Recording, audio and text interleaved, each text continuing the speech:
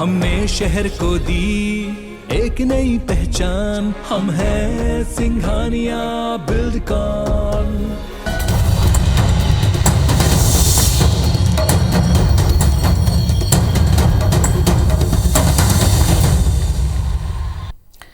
नमस्कार, स्वागत है आप सभी का। आप देख रहे हैं IBC 24 खबरों के साथ मैं हूं ज्योति सिंह। आज भाटापारा में संत गुरु कबीर संत समागम समारोह में दामाखेड़ा में मुख्यमंत्री भूपेश बघेल शामिल हुए। हर वर्ष माघ पूर्णिमा को आयोजित होने वाले विश्व प्रसिद्ध मेले और संत समागम में लाखों की संख्या में अनुयायी मौजूद रहे। सीएम के साथ गृह मंत्री ताम्रध्वज साहू, विधानसभा अध्यक्ष चरणदास महंत, भाटापारा विधायक शिवरतन शर्मा, बेमेतरा विधायक आशीष छाबड़ा और गुरु प्रकाश मुनिनाम साहिब भी मौजूद रहे।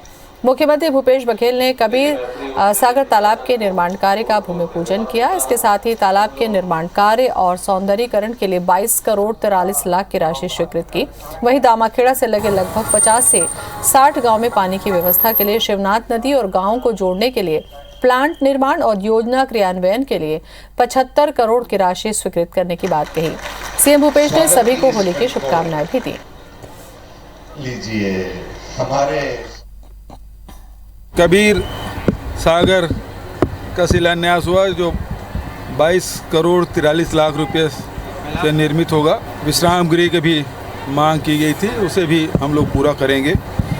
और उसके साथ यहाँ मेला व्यवस्था में भी क्योंकि श्रद्धालुओं की संख्या लगातार बढ़ रही है, इसलिए उसको भी बढ़ाया गया। सुव्यवस्थित व्यवस्था इसकी शुरुआत डॉक्टर रमन सिंह की सरकार ने की थी। चाहे ये सड़क निर्माण हो, चाहे यज्ञशाला निर्माण हो, चाहे मंच निर्माण हो, और जिस तालाब के लिए आज मुख्यमंत्री जी ने भूमि पूजन किया है, उस तालाब को निजी हाथ से लेकर के पर्यटन विभाग को सौंपने का काम भी डॉक्टर रमन सिंह ने किया था। आदरणीय रमन सिंह जी के कार्यकाल में निजी हाथों से इस तालाब को खरीदकर पर्यटन विभाग को सौंपा गया। माननीय मुख्यमंत्री भूपेश बघेल जी के द्वारा 22 करोड़ 43 लाख रुपए की लागत से इसका निर्माण और सौंदर्यीकरण का कार्य के लिए भूमि पूजन संपन्न हुआ। राजनांदगांव जिले के खैरागढ़ विधानसभा उपचुनाव के लिए नामांकन की प्रक्रिया शुरू हो गई है। जिला पंचायत सभागार में फॉर्म लिए जा रहे हैं। नामांकन 24 मार्च तक होगा। नामांकन फॉर्म वितरण और नामांकन दाखिले के लिए जिला पंचायत कार्यालय राजनांदगांव को केंद्र बनाया गया है, जहां पर सामान्य प्रत्याशी को 10,000 और अनुसूचित जाति जनजाति के प्रत्याशी को 5,000 रुपए शुल्क देकर नामांकन दाखिल करना होगा। राजनांदगांव जिला निर्वाचन अधिकारी तारण प्रकाश सिन्हा ने कहा कि निर्वाचन आयोग के निर्देश पर नाम निर्देशन पत्र दाखिल की पूरी व्यवस्था कर ली गई है। सुबह 11 बजे से दोपहर 3 बजे तक नामांकन फॉर्म लिए जाएंगे। प्रत्याशियों के लिए ऑनलाइन नामांकन की सुविधा पोर्टल के जरिए दी गई है। इसके बाद ऑनलाइन नामांकन की हार्ड कॉपी को रिटर्निंग ऑफिसर के पास जमा कराना होगा। खैरागढ़ विधानसभा उपचुनाव के लिए 12 अप्रैल को मतदान होगा, जबकि नतीजा 16 अप्रैल को आएगा।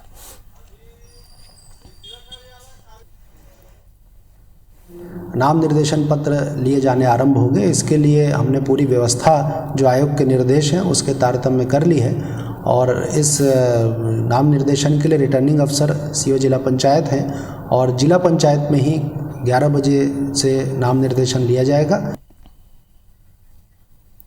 छत्तीसगढ़ के दौरे पर आई भाजपा की प्रदेश प्रभारी डी पुरंदेश्वरी ने जगदलपुर में कहा कि आने वाले समय में छत्तीसगढ़ के लिए अलग रणनीति के आधार पर चुनाव होंगे। साथ ही उन्होंने संगठन को मजबूत किए जाने के लिए अलग अलग स्तर पर सदस्यता अभियान को लेकर असंतोष जताया। पुरंदेश्वरी ने कहा कि कार्यकर्ताओं से अभी अपेक्षा ज्यादा है, लेकिन चुनाव आने तक कहीं न कहीं भारतीय जनता पार्टी नतीजों के मोड़ में होगी। उन्होंने प्रदेश सरकार पर आरोप लगाया कि भाजपा नेताओं के खिलाफ फर्जी मामले बनाकर FIR कराई जा रही है। वहीं प्रधानमंत्री आवास के नाम पर वसूली करने वाली पार्षद को कोरोना पॉजिटिव बताकर अस्पताल में भर्ती रखा गया है। पर अब कांग्रेस सरकार सत्ता में आते ही वो 4 साल के अंदर लगभग 57 to 58 करोड़ का कर्जा उन्होंने किया है। पर हमारे कार्यकर्ता सक्षम हैं और अच्छे ढंग से काम करते जा रहे हैं और करते ही रहेंगे। सरगुजा में जमीन अतिक्रमण को लेकर भाजपा और कांग्रेस दोनों एक दूसरे पर आरोप प्रत्यारोप कर रहे हैं। एक तरफ बीजेपी पार्षदों ने कांग्रेस के नेताओं पर महामाया पहाड़ में अतिक्रमण को बढ़ावा देने का आरोप लगाते हुए अतिक्रमणकारियों को हटाने की मांग की है, तो वहीं कांग्रेस ने भी बीजेपी पार्षद पर 117 एकड़ जमीन पर अवैध कब्जा करने का आरोप लगाते हुए जांच की मांग की है। कांग्रेस के न्यायालय के रोक के बाद भी निर्माण कार्य जारी रखने का आरोप लगाया है।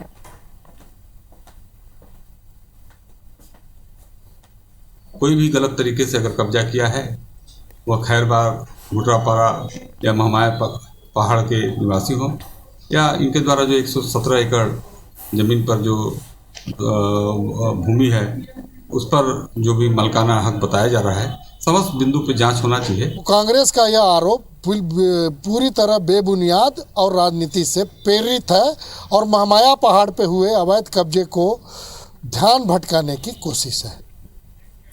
रायगढ़ नगर निगम का बजट पेश होने के पहले ही विवादों में है। 400 करोड़ के बजट में नगर निगम ने Sanjay market, multi storey parking, सड़कों के निर्माण जैसे बिंदुओं के लिए प्रावधान ही नहीं किया है। बीजेपी पार्षदों का आरोप है कि उन्हें बजट के संबंध में अब तक कोई सुझाव भी नहीं मांगा गया है। साथ ही बीते साल की योजनाएं भी अब तक अधूरी है। ऐसे में पार्षदों ने आपत्ति दर्ज कराई। निगम ने बजट में अमृत मिशन योजना, सीवरेज प्लान, पाइपलाइन विस्तार, सिटी डायग्नोस्टिक सेंटर, महिला छात्रावास, पौनी पसारी योजना के तहत बाजार निर्माण जैसी योजनाओं के लिए प्रावधान किया है।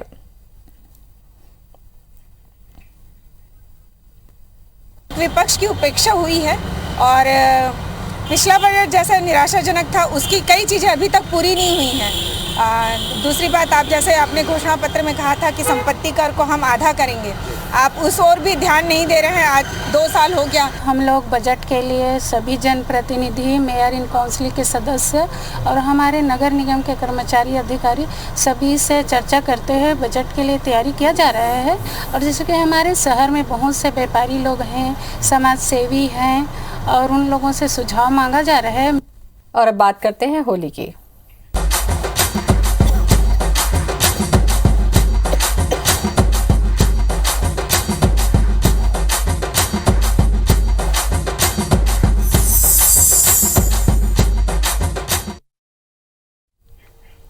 उत्साह, उमंग और रंगों के त्योहार होली की धूम हर तरफ देखी जा रही। कोरोना काल के 2 साल के बाद त्योहारों की असली रौनक लौटी है।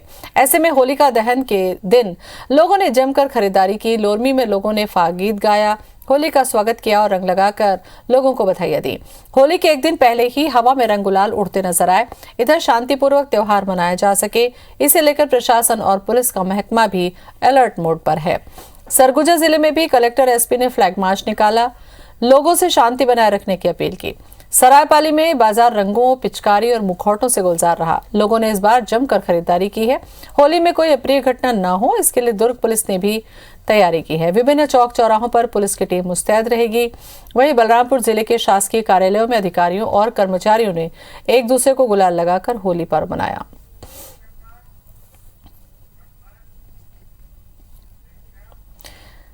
और रायपुर से खबर, होलिका दहन की तैयारियां पूरी कर ली गई हैं। 750 से ज्यादा स्थानों पर इस बार होलिका दहन होगा। रात 12:58 के बाद होलिका दहन का शुभ मुहूर्त है। होलिका दहन के पहले ही होली का जश्न शुरू हो चुका है। कल बड़े उत्साह के साथ होली खेली जाएगी।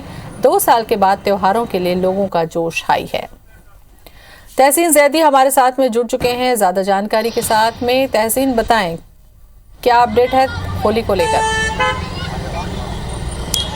ज्योति जी देखिए, सबसे पहले आपके साथ साथ पूरे प्रदेश की जनता को IBC 24 की तरफ से होली की हार्दिक शुभकामनाएं।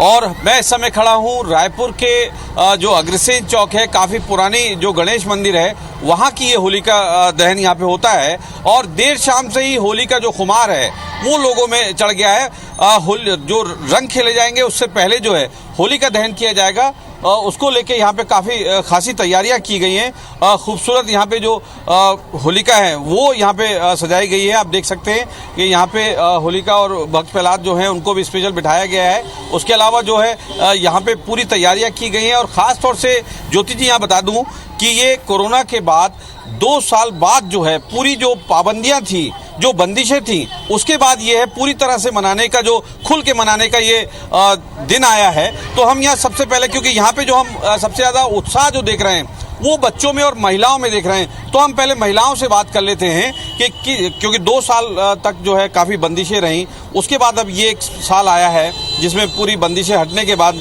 ये त्यौहार मनाया जाए। किस तरीके का उत्साह है? बहुत अच्छा लग रहा है इस वक्त, क्योंकि 2 साल से ऐसा था कि खुल के कोई भी एक दूसरे के घर जा भी नहीं पा रहे थे, मना भी नहीं पा रहे थे। तो यहाँ बहुत अच्छा लग रहा है। एक तो यहाँ की जो ये सजावट है ये बहुत अच्छी है, अलग बाकी जगहों से अलग हटके है, तो और भी बहुत अच्छा लग रहा है, बहुत ही उत्साह है। निश्चित तौर पे जिस तरीके से लोगों में काफ़ी उत्साह है, लोगों ने तैयारियां भी की हैं, किस तरीके से यहाँ तैयारियां आप लोगों ने की हैं, और ये जो क्योंकि जिस तरीके से कोरोना जो 2 साल काफ़ी परेशान किया, लोगों को डर का भय रहा, लोग घरों में नहीं गए, अपने रिश्तेदारों के नहीं गए, किस तरीके से आप लोगों ने तैयारी की? देखो, यहाँ पे होली का सर्वप्रथम मैं होली के लिए सबको बधाई देता हूँ। मैं जिले के रायपुर जिले के निवासियों को, छत्तीसगढ़ प्रदेश के निवासियों को, और मैं अभी लगातार शहर के विभिन्न होलिका उत्सव से आ रहा हूँ और जनता में काफ़ी उत्साह है।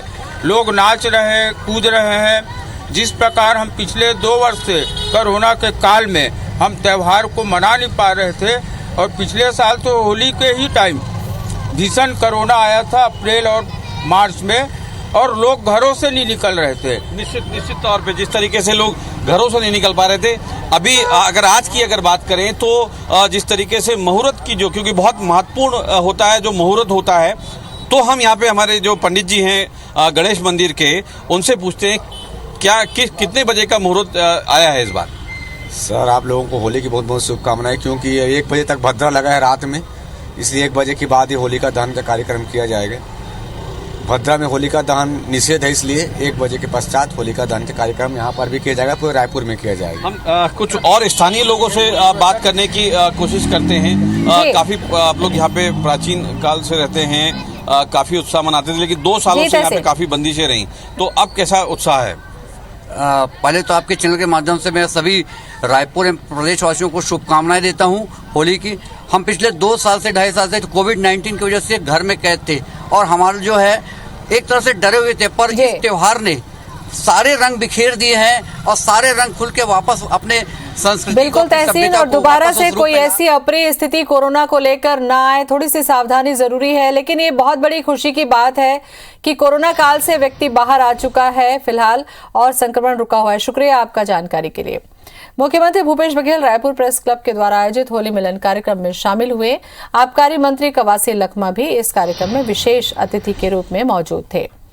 प्रेस क्लब के होली मिलन कार्यक्रम में मुख्यमंत्री भूपेश बघेल ने सभी पत्रकारों को होली की शुभकामनाएं देते हुए प्रदेशवासियों से शांतिपूर्ण होली मनाने की अपील की।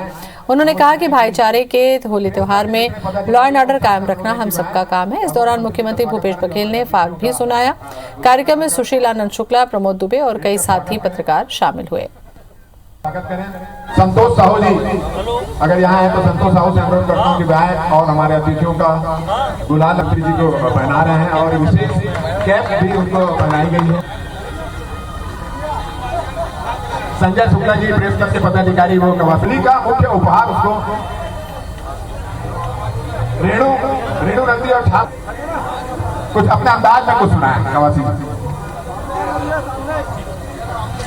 आज हमारे छत्तीसगढ़ में प्रेस क्लब में हमारे नायक जी, भोलाराम सिन्हा जी और सगुप्ता श्री और मेरे तमाम भाई बहन और प्रेस क्लब के सभी मेरे सम्मानित सदस्यगण, जो आज हमारी पूंजी है,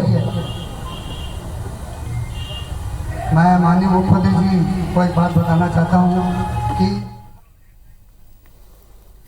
ये खुशियों का त्यौहार है। हम सब मिल के होली मनाएं और खुशियां मनाएं, और इसे होली के बहाने किसी प्रकार के हुड़दंग ना हो, लाइन आर्डर की व्यवस्था खराब ना हो, इस बात का हम लोगों को ध्यान रखना है। ऐसे रंग न डालें जिससे त्वचा को नुकसान पहुंचे, और प्रेम से सौहार्दपूर्ण इस होली को मनाएं।